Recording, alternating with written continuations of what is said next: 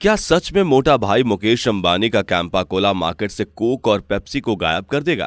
क्या कैंपा कोला फिर से भारत की कोला मार्केट पर राज करेगा? आखिर मुकेश अंबानी एक नई कोला ब्रांड बनाने की बजाय एक डूबी हुई कंपनी में पैसा लगाकर इतना बड़ा रिस्क क्यों ले रहे हैं? नमस्कार दोस्तों, आज के इस वीडियो में बताएंगे आपको कि क्या है मुकेश अंबानी का मास्टर प्लान 50,000 करोड़ के ग्लोबल कोला मार्केट को डिस्टर्ब करने का। कैसे वो पेप्सी और कोका कोला जैसी बड़ी कंपनियों को नीचे गिराने वाले हैं। पेप्सी और कोका कोला ने भारत में डियोपॉली बना रखी है। कोका कोला का ब्रांडिंग ठंडा मतलब कोका कोला भारत के लोगों को काफी इन्फ्लुएंस कर चुका है। पेप्सी को भी इसमें पीछे नहीं है। ये दोनों कंपनियां भारत की कोल्ड ड्रिंक मार्केट की सबसे बड़ी शेयर होल्डर्स हैं। ज्यादातर सॉफ्ट ड्रिंक जैसे कि मिरिंडा, माउंटेन ड्यू, 7 अप जैसी पेप्सी की हैं और माजा, फांटा, स्प्राइट और लिम्का जैसे प्रोडक्ट्स कोका कोला के हैं। लेकिन आज की जनरेशन को शायद ही पता होगा कि एक समय ऐसा भी था जब भारत में कोक और पेप्सी को कोई जानता तक नहीं था। उस वक्त भारत का अपना Coca Cola brand Campa Cola काफी पॉपुलर था, लेकिन इन बड़ी कंपनीज की वजह से कैंपा कोला का सिर्फ नाम ही रह गया। इस कहानी को शुरू से समझने की कोशिश करते हैं। कोका कोला की शुरुआत 1886 में जॉर्जिया के एटलांटा सिटी में हुई थी और उसने 1956 में भारत में पहला कदम रखा। वहीं से कोका कोला काफी सुर्खियां बटोरने लगा भारत में और भारत के बेवरेजेस मार्केट को डोमिनेट कर दिया।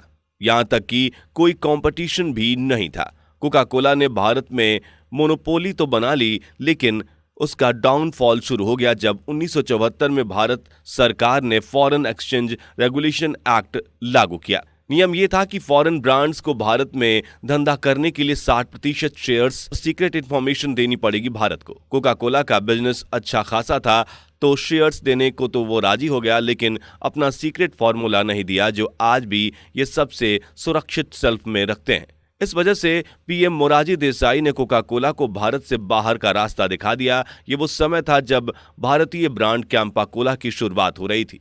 कैंपा कोला की बात करें उसके पहले समझते हैं मुकेश अंबानी की बिजनेस स्ट्रैटेजी जियो के एग्जाम्पल से। आखिर जियो इतना सफल क्यों हुआ? 2016 में रिलायंस जियो ने आते ही टेलीकॉम कंपनीज की कमर तोड़ दी। एयरटेल, आइडिया, वोडाफोन जैसे बड़े प्लेयर्स को समझ आ गया कि अब डाटा और कॉलिंग सस्ते करने पड़ेंगे, क्योंकि जियो ने उन्हें ओवर पावर कर दिया। टेलीकॉम कंपनीज की फाइनेंशियल सिचुएशन खराब चल रही थी और उन पर हजारों करोड़ों का डेब्ट भी था, तो जियो की सक्सेस पक्की हो गई।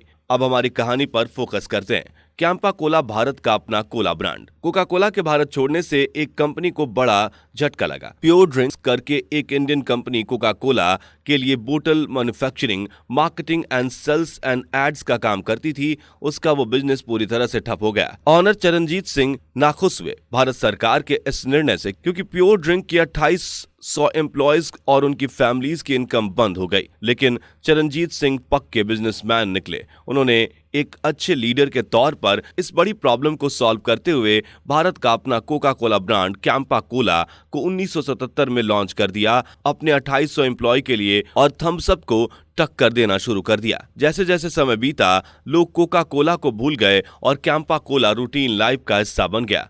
देखते ही देखते भारत की कोला मार्केट पर राज करने लगा कैंपा कोला। उनकी ब्रांडिंग, अट्रैक्टिव एड्स और बोल्डर एंड कैंपेन्स से कैंपा कोला जल्द ही भारत के लोगों में छा गया। स्लोगन था ग्रेट इंडियन टेस्ट, जिसने स्वदेशी ब्रांड को इतनी पॉपुलैरिटी दी। कैंपा कोला के दो और प्रोडक्ट्स कैंपा ऑरेंज और कैंपा लाइम एंड लेमन भी लोगों को काफी पसंद आए। यहां तक कि उस समय के पॉपुलर स्टार सलमान खान को कैंपा कोला ने अपना ब्रांड एम्बेसडर बना दिया था। धीरे धीरे 15 सालों तक कैंपा कोला ने भारत की कोला मार्केट पर राज किया, लेकिन अच्छे दिन ज्यादा नहीं टिके। एक अजीब बात हुई। कैंपा कोला के जन्म का और मार्केट से गायब होने का दोनों का कारण कोका कोला बना। 1991 में भारत ने लिबरलाइजेशन के चलते फॉरेन ब्रांड्स के लिए देश का दरवाजा खोल दिया।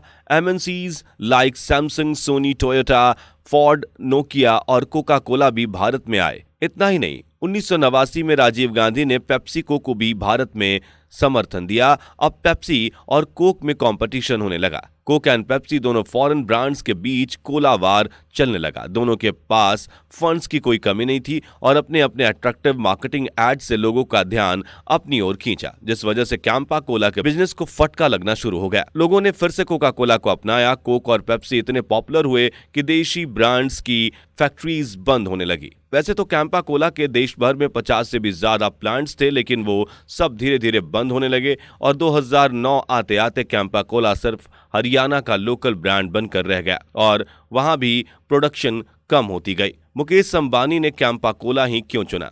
अब आपके जहन में ये सवाल होगा कि एक डूबी कंपनी कैंपा कोला को क्यों ला रहे हैं मुकेश अंबानी? वो एक नई ब्रांड भी बना सकते थे, चलिए इसे समझते हैं। 31 अगस्त 2022 को रिलायंस ने 22 करोड़ में कैंपा कोला को खरीद लिया और सन डीव नाम से रिलॉन्च करने वाले हैं। इससे पता तो चलता है कि भारत की 13,500 करोड़ की कोला मार्केट में कैंपा कोला के अच्छे दिन आने वाले हैं, क्योंकि इस बार रिलायंस इंडस्ट्रीज का मैनेजमेंट है। दोस्तों, अब वो समय दूर नहीं जब आप फिर से कैंपा कोला को अपनी नजदीकी दुकानों में देखने वाले हैं। रिलायंस इंडस्ट्रीज और मुकेश अंबानी जाने जाते हैं बिजनेस डिस्ट्रप्शन के लिए और मार्केट डिस्ट्रप्शन के लिए। मुकेश अंबानी ने रिलायंस की 45th AGM में अनाउंस किया कि FMCG सेगमेंट में कदम रखने का, जो कि चौथा सबसे बड़ा हिस्सा है भारत की इकोनॉमी का। FMCG में food and beverages, house holds, personal care and health care जैसे सेगमेंट आते हैं। यही कारण है कि एक नामांकित ब्रांड कैंपा कोला को खरीदने का और रिलॉन्च करने का। आपको हमने जियो का एग्जाम्पल दिया था शुरू में, चलिए उसके डॉट्स कनेक्ट करते हैं। मुकेश अंबानी कैंपा कोला को निरमा की तरह लॉन्च करना चाहते हैं, जैसे निरमा ने अपनी जगह बनाई थी अपने वॉशिंग पाउडर के नाम पर और काम के दम पर अपने शुरुआती समय में जब बड़ी ब्रांड्स थीं, उसी तरह कैंपा कोला का खेल खेलने वाले हैं मुकेश अंबानी। कैंपा कोला जियो मार्ट पर 49 रुपए प्रति लीटर से बिक रहा है। कोक और पेप्सी की प्राइस 95 है, यानी कि ऑलरेडी 50% प्राइस गेम खेल रहे हैं मोटा भाई। तो क्या कैंपा कोला मार्केट डिस्टर्ब कर सकेगा? क्योंकि कोक और पेप्सी के पास फंड्स की कोई कमी नहीं है, वो अच्छे मार्केटिंग कैंपेन्स ना कर सके या प्राइस गेम ना खेल सके, लेकिन वो तो टक्कर देंगे। दूसरी ओर रिलायंस के पास बड़ी लॉजिस्टिक और प्रोडक्ट डिस्ट्रीब्यूशन चैनल्स हैं। इसका फायदा ये है कि कैंपा कोला को रिलायंस अपने 16,700 रिटेल स्टोर्स के माध्यम से 7,000 शहरों में पहुंचा पाएगी कस्टमर्स तक। यहां पर Mukesh Ambani fast mover advantage लेंगे। फास्ट मूविंग और प्राइस गेम से मार्केट डिस्ट्रप्शन मुकेश अंबानी की बिजनेस स्ट्रेटेजी है, कॉम्पिटिटर्स की कमर तोड़ने के लिए। उन्होंने रिलायंस मॉल से वॉलमार्ट और बिग बाजार, जियो से टेलीकॉम कंपनी, जियो सिनेमा से OTT प्लेटफॉर्म्स और भी कई सारे बिजनेस को डिस्टर्ब किया है। क्या कैंपा कोला सक्सेसफुल रहेगा? एक कोला बेचने के लिए आपको formula producer, manufacturers, distributors, retailers और कंज्यूमर चाहिए। कैंपा कोला को सक्सेसफुल बनाने के लिए मुकेश अंबानी के पास पांचों हैं, लेकिन उन्हें एक बड़े बोटलिंग प्लांट में इन्वेस्ट करना पड़ेगा। कोक और पेप्सी को टक्कर देने के लिए जल्दी ऑनलाइन और ऑफलाइन स्टोर एंड मॉल्स पर कैंपा दिखना जरूरी है। कोक और पेप्सी जैसी बड़ी ब्रांड्स फ्रिजेस प्रोवाइड करते हैं अपने मर्चेंट्स को। दूसरी ओर मुकेश अंबानी के जियो मार्ट पर 5 करोड़ कंज्यूमर्स और 20 लाख मर्चेंट्स हैं, तो कंपटीशन तो तगड़ा होगा। Cola branding and marketing.